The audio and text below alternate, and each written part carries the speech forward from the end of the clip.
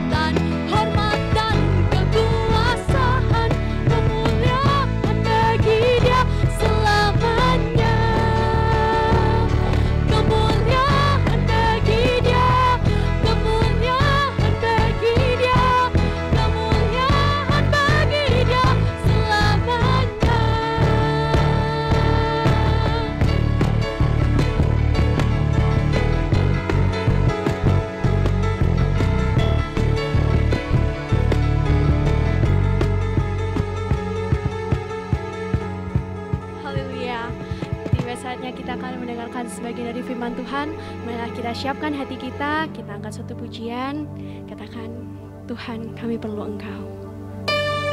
Yesus. Kami tak dapat jalan sendiri Tuhan.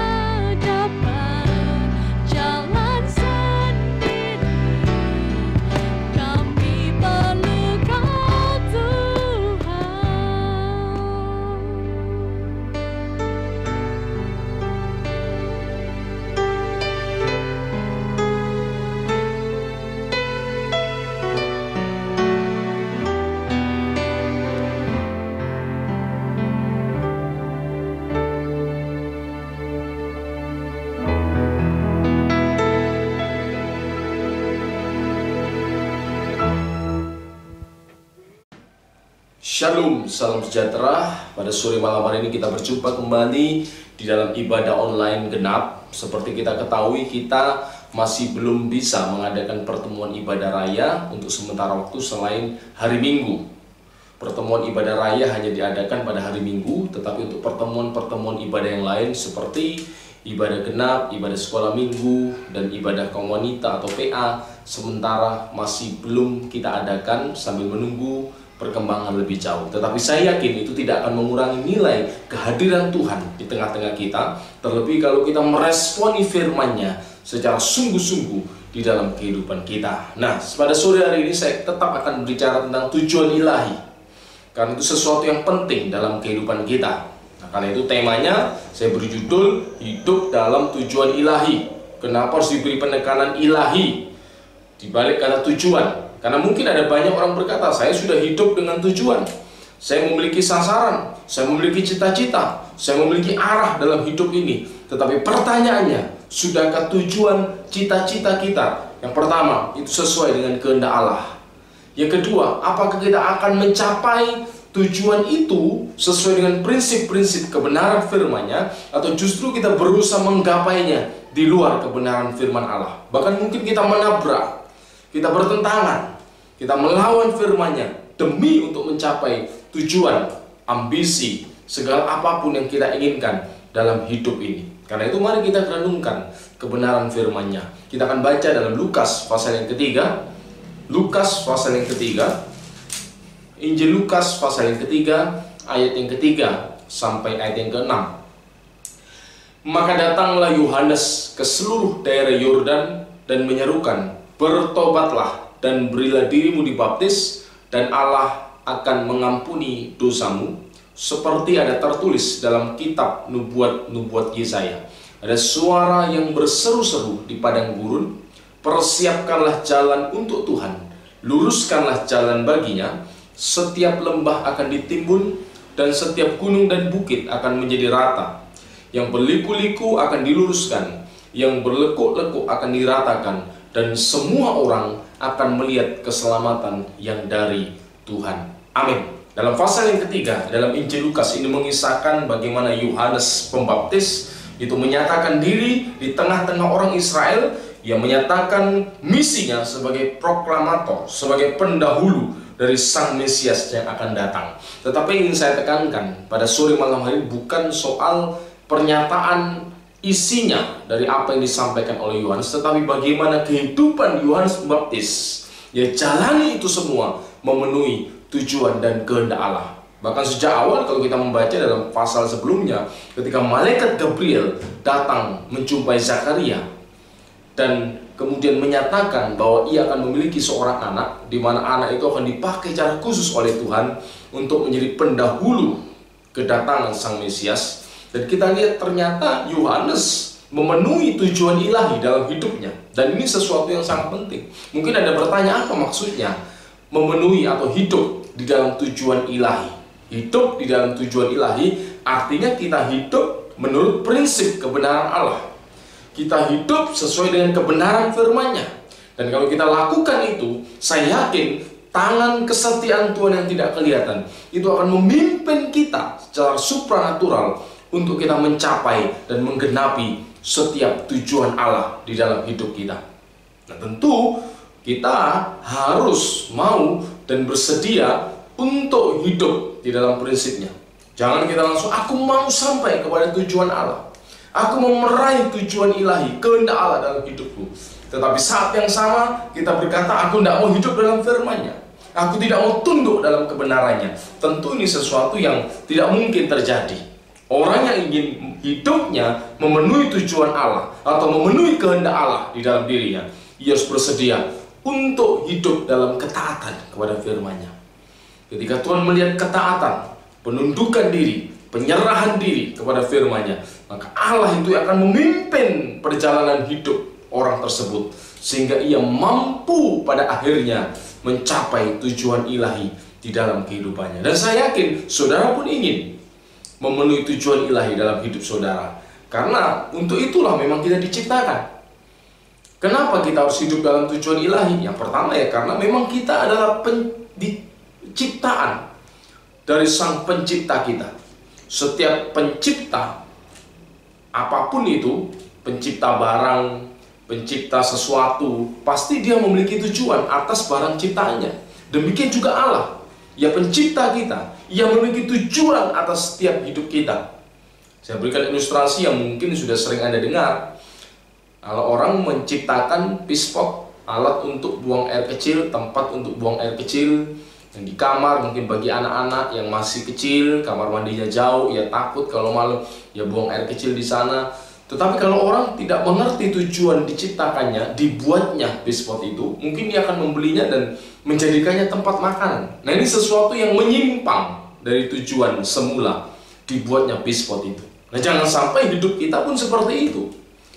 Kita menjalani hidup yang dikaruniakan Allah tanpa mengerti tujuan ilahi Tuhan atas hidup kita. Sehingga kita menjalaninya dalam penyimpangan. Nah, bicara penyimpangan, saya tadi ingat kata dosa dalam bahasa Yunani, hamartia, itu artinya kemelesetan, tidak tepat arah, tidak tepat sasaran. Itulah yang mula-mula dialami oleh Adam dan Hawa, yang Tuhan menciptakan mereka untuk menjadi khalifah, wakilnya Tuhan, diberikan otoritas, diberikan mandat untuk berkuasa atas seluruh ciptaan yang ada, menjadi penanggung jawab atas segala apa yang dipercayakan Allah dalam hidupnya. Tetapi mereka tidak sampai pada tujuan itu. Sejatinya mereka menikmati persekutuan kekal dengan Allah, menikmati kebahagiaan, kedamaian. Tetapi kita lihat, kitab suci menyatakan mereka tidak sampai pada tujuan itu. Jangan sampai kita juga menjalani kehidupan yang sama. Yang kedua, kenapa kita harus hidup dalam tujuan ilahi? Agar hidup ini yang kita miliki itu tidak berakhir dengan kesia-siaan. Mungkin kita berpikir aku sudah berhasil, nantinya kita berpikir aku sudah punya ini dan itu, aku sudah mencapai pada level ini di tingkat kehidupanku. Tetapi apa untung semua itu? Kata Kristus, apa gunanya? Apa untungnya seorang memiliki seluruh isi dunia kalau jiwanya harus binasa? Jangan sampai kita dilihat Tuhan berada dalam kondisi atau keadaan seperti ini. Karena itu agar hidup kita tidak berakhir dengan kesia-siaan, secara khusus terpisah dari Allah secara kekal selama-lamanya, marilah kita jalani hidup yang singkat ini, yang Tuhan percayakan kepada kita ini, di dalam tujuan-tujuan Allah. Kalau kita sudah tahu apa sih hidup dalam tujuan ilahi, hidup dalam tujuan ilahi artinya hidup di dalam firman-Nya, hidup menurut ketetapannya, hidup menurut kebenaran-kebenarannya. Dan saya sudah menyatakan, saya sudah menyampaikan kenapa kita harus hidup di dalam tujuan ilahi. Sekarang bagaimana kita harus hidup dalam tujuan ilahi? Ya tentu harus sesuai dengan firman-Nya. Kita berada dalam ketaatan kepada firman-Nya. Kita hidup dalam penyerahan diri kepada Allah. Dan kita harus mengerti apa tujuan ilahi itu. Kalau kita merenungkan dalam firman-Nya, tujuan ilahi atas kehidupan orang percaya itu dibagi menjadi dua. Yang pertama, tujuan secara umum, secara global. Ini berlaku untuk siapa saja. Entah itu mungkin pendeta, itu majelis, itu mungkin orang-orang yang terlibat dalam pelayanan gerejawi, juga jemaat yang belum terlibat dalam pelayanan gerejawi, sama. Kristus katakan kamu harus menjadi terang, kamu harus menjadi garam. Ini bukan hanya untuk jemaat, kemudian pendetanya tidak, atau sebaliknya ini hanya untuk pendeta, tetapi jemaat tidak. Kamu harus menjadi garam dunia, terang dunia. Yang lain kamu harus mencapai keserupaan dengan Kristus. Ini berlaku sama. Ini tujuan ilahi yang harus menjadi prioritas. Beberapa waktu lalu saya katakan, yang menjadi ultimate goal, menjadi sasaran yang tertinggi dalam hidup kita, yang harus kita perjuangkan sebagai seorang pengikut Kristus. Tetapi ada tujuan ilahi yang bersifat khusus, yang unik. Setiap pribadi berbeda, setiap pribadi berlainan, tidak sama. Seperti misalnya Musa tidak dipanggil seperti Yohanes Pembaptis.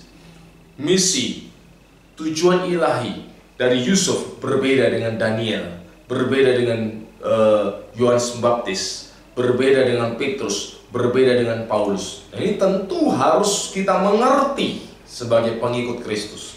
Bagaimana kita mengerti tujuan ilahi itu? Saya katakan tadi di awal, melalui ketaatan kita kepada firman-Nya, melalui penyerahan diri kita kepada Allah, maka nantinya tangan kesetiaan Allah itu yang tak terlihat akan memimpin kita.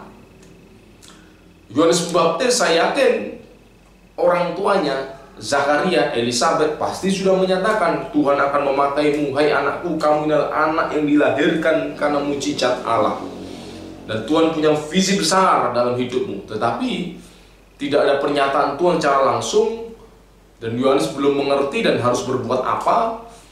Kalau kita baca tadi dalam Lukas 3 ayat yang kedua, dikatakan pada waktu Hanas dan Kayafas menjadi imam besar, jadi ada waktu berlaku sekian tahun, dikatakan maka ayat yang kedua, datanglah firman Allah kepada Yohanes anak Zakaria di padang gurun. Menurut waktu Tuhan, datanglah pernyataan Tuhan. Artinya waktunya Allah berkarya secara khusus memimpin bagaimana Yohanes nantinya menggenapkan tujuan ilahi dalam hidupnya. Karena itu tetap setialah engkau hidup dalam kebenarannya, hidup dalam firman-Nya. Mungkin kita merasa tidak ada perubahan, hidupku datar-datar aja, hidupku biasa-biasa aja. Tetapi kalau kita setia hidup dalam firman-Nya, setia hidup dalam kebenaran, maka tiba-tiba menurut waktu Allah, Tuhan akan menyatakan, menyingkapkan, membawa kita kepada tujuan ilahinya dalam hidup kita. Yusuf tidak pernah berpikir ia akan sampai pada posisi itu.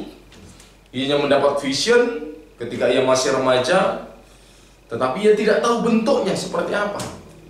Dalam perjalanan hidup yang selanjutnya justru ia harus dijual, ia harus masuk penjara, tetapi ia tetap berintegritas, ia tetap setia mengiringi Tuhan. Sampai pada waktunya Tuhan menyatakan kehendaknya. Ini yang tadi saya katakan, maka tangan kesetiaan Tuhan yang tidak kelihatan akan memimpin hidupmu secara supranatural untuk kau memenuhi tujuan ilahi. Kapan itu bisa terjadi? Kalau kau setia hidup dalam kebenaran. Kalau kita setia hidup di dalam firman-Nya. Kalau kita terus hidup dalam penyerahan diri kepada Tuhan. Tidak peduli bagaimana keadaan kita. Orang lain mungkin berkata, tidak mungkin. Orang lain mungkin berkata, kau bisa apa? Orang lain mungkin merendahkan kita. Tetapi kalau kita setia hidup dalam kebenaran firman-Nya, maka waktu Tuhan akan dinyatakan dalam hidup kita. Ia akan membawa kita memenuhi tujuannya secara unik, khusus. Ya tentu tidak harus semua melalui mimpi, vision, seperti Yohanes Pembaptis. Ya kan seperti mungkin Yohanes Yusuf yang dinyatakan bagaimana ia akan menerima kondisi keadaan yang penuh kemuliaan, ataupun seperti Simpson. Kita baca dalam kitab suci, tidak ada dikisahkan kehidupan Petrus, Paulus yang begitu luar biasa. Orang tuanya, Paulus tidak pernah berkata, dulu orang tuaku didatangi oleh malaikat. Petrus tidak pernah menyaksikan, dulu waktu kecil papa mamaku didatangi oleh malaikat. Mereka biasa-biasa saja. Sampai kemudian tiba-tiba Tuhan menyatakan kasih karunia-Nya, membawa mereka memenuhi tujuan-tujuannya dalam hidup mereka. Demikian juga saudara. Asal saudara hidup dalam kebenaran firman-Nya, asal saudara tetap setia taat kepada firman-Nya, maka tangan kesetiaan Allah yang tidak kelihatan itu akan terus memimpin hidupmu untuk memenuhi tujuannya. Sekarang pilihan ada di tangan kita. Akankah kita tetap setia hidup dalam firman-Nya sehingga kita dibawa oleh Tuhan untuk memenuhi tujuannya dalam hidup kita, atau kita memilih untuk hidup dalam tujuan-tujuan kita sendiri, memenuhi ambisi-ambisi kita sendiri, tidak peduli caranya berlawanan dengan firman, kita tabrak terus, yang penting aku sampai pada ambisiku, sampai pada tujuan-tujuanku. Atau kita memilih, Tuhan, aku mau hidup dalam kebenaran firman-Mu. Tuhan, inilah yang menjadi cita-citaku, inilah yang menjadi kerinduanku Tuhan. Tetapi kita letakkan kepada Tuhan, biar bukan kehendakku, tetapi kehendak-Mu yang jadi. Dan semua ini bukan meniadakan kerja keras, bukan meniadakan integritas kita, bukan meniadakan perjuangan kita. Lakukan segala sesuatu yang menjadi bagian kita dengan sungguh-sungguh. Kalau engkau seorang pelajar, belajarlah dengan sungguh-sungguh, belajarlah dengan semaksimal mungkin, tetapi serahkan semuanya ke dalam tangan pimpinan Tuhan yang akan membawa kita memenuhi tujuan-tujuannya di dalam kehidupan kita semua. Dan saya yakin kalau kita hidup dalam tujuan ilahi, tidak akan berakhir dipermalukan. Amin. Kita akan dimuliakan bersama-sama dengan Kristus. Kitab suci mencatat itu. Dan tokoh-tokoh iman yang disaksikan di dalam kebenaran firman-Nya, yang bukan dongeng ini. Ini sejarah mencatat bagaimana kehidupan mereka berakhir dengan kemuliaan ketika mereka setia hidup dalam tujuan Allah. Sekalipun mungkin dalam pandangan dunia bisa dikatakan gagal, bisa dikatakan tidak berhasil. Paulus dipenggal oleh Kaisar Nero, Stefanus mati dirajam. Bagi dunia kehidupan yang gagal, hidup yang seperti apa? Maksud saya bukan berarti kita mungkin dirajam, kita dipenggal, tidak. Saya memberikan contoh bahwa penilaian Allah itu berbeda dengan penilaian dunia. Seperti ketika Samuel hendak mengurapi anak-anak Isai, Samuel melihat secara fisiknya. Tetapi apa yang dikatakan Tuhan? Tuhan tidak melihat fisik jasmani, tetapi Tuhan melihat hati. Yang mula-mula yang Tuhan lihat. Apa maknanya? Penilaian Allah itu seringkali berbeda dengan penilaian kita. Karena itu jangan kita terfokus pada penilaian dunia. Kita berpikir, oh ini aku memenuhi tujuanku, aku berhasil. Dalam pandangan dunia berhasil, belum tentu itu berhasil dalam pandangan Allah. Orang kaya yang memiliki seluruh isi dunia, mungkin orang-orang berkata, engkau orang yang sukses, engkau orang yang berhasil. Tetapi ternyata dalam pandangan Allah, ia orang yang gagal. Ia orang yang harus dikasihani. Bahkan ia orang bodoh. Karena ia kehilangan sesuatu yang memiliki nilai yang jauh lebih besar dari segala harta kekayaan di dunia ini. Kiranya firman Tuhan ini menjadi penuntun, menjadi pengingat, menjadi motivator bagi setiap kita untuk kita hidup memenuhi tujuannya di dalam kehidupan kita. Amin. Mari kita berdoa. Bapa Surgawi, terima kasih firman-Mu pada sore malam hari ini, biar kiranya menjadi kekuatan, penghiburan, bahkan memotivasi setiap kami umat-Mu untuk kami hidup dalam tujuan ilahi, untuk kami tidak menyimpang dari kebenaran-Mu, untuk kami belajar menyerahkan segala yang menjadi cita-cita, kerinduan, hasrat kami ya Tuhan, dan membiarkan Engkau menjadi pemimpin, menjadi Tuhan atas hidup kami. Terpujilah nama-Mu. Masyarakat seluruh anak-anak-Mu ya Tuhan dalam pimpinan tangan-Mu, keluarga mereka, kesehatan mereka, lindungi, jauhkan dari yang jahat. Terpujilah nama-Mu. Dalam nama Yesus kami berdoa dan mengucap syukur. Yang percaya katakan amin. Saya yakin kiranya kasih setia Tuhan akan terus memimpin Anda di sepanjang minggu ini. Tuhan Yesus memberkati.